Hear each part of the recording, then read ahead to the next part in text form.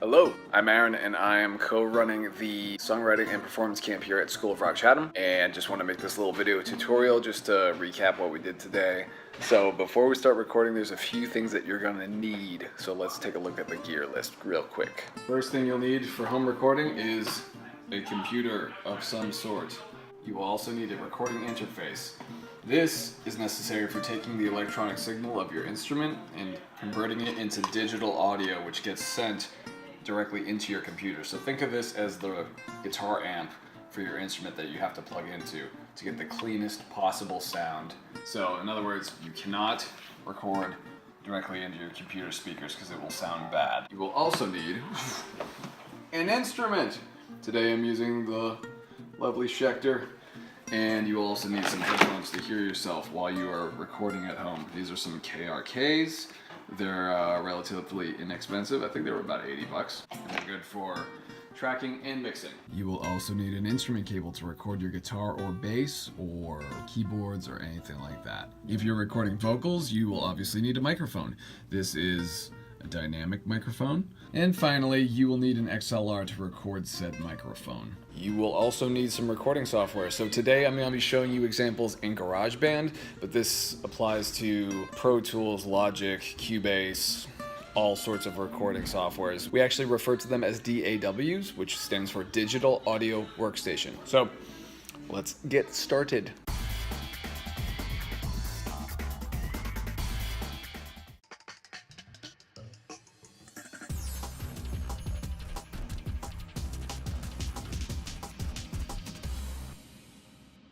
So I'm gonna start by opening up this empty project right here. My tempo is at 120 here, but if I wanted to change it, I could click here and tap the tempo to like any beat that I want. Let's see, why don't I do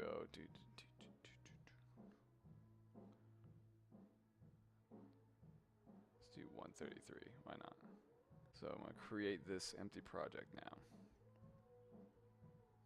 So the first thing that I'm going to do here is just select a track to start this session. So I have a tempo selected already. It's about at 133.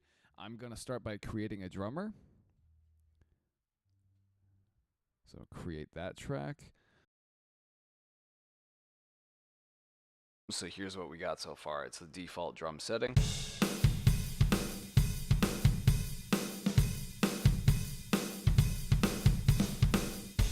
Right off the bat, I want to separate the drums just so I can manipulate it a little bit later. Click on the playhead and drag it to measure 5 to split the first 4 measures of the drums in the region. Hold the command key and press T to split the region at the playhead's position. In this case, it would be measure 5. I need a guitar, so I'm going to create a guitar track right now. So I go up to Track, New Track, and then I select guitar. So there, I have my guitar track armed and ready.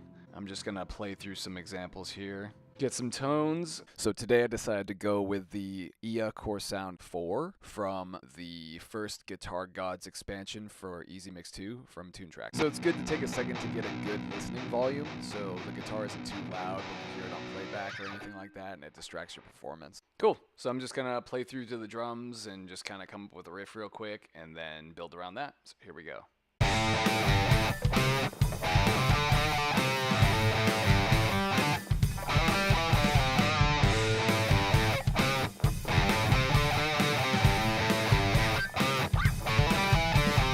Cool, so I like that rough idea, so I'm just gonna get that down right now while it's still fresh. So here we go. Save this project.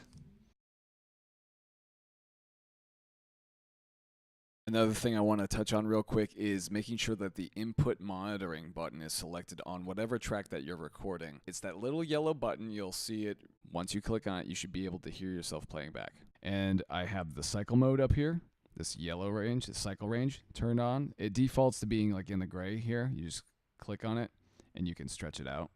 What this does is it loops playback, so you can just record a part again and again and again.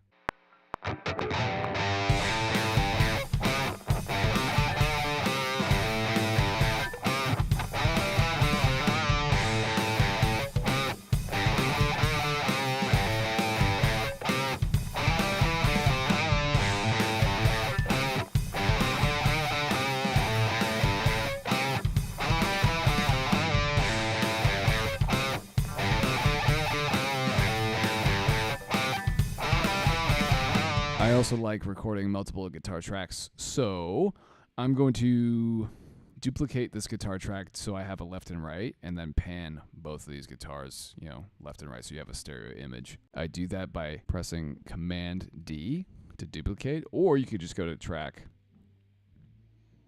new track with duplicate setting. So Command D, new track with duplicate setting.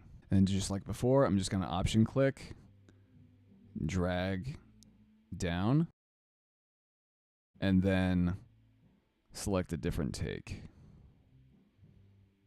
Do the same thing over here. And then finally, what I'm going to do is just some basic panning. So I'm just going to pan each guitar hard left. So turn this pan pot here and then turn this over here. And then just some basic volume levels, and then I'll have my idea. So I'm just going to listen back real quick.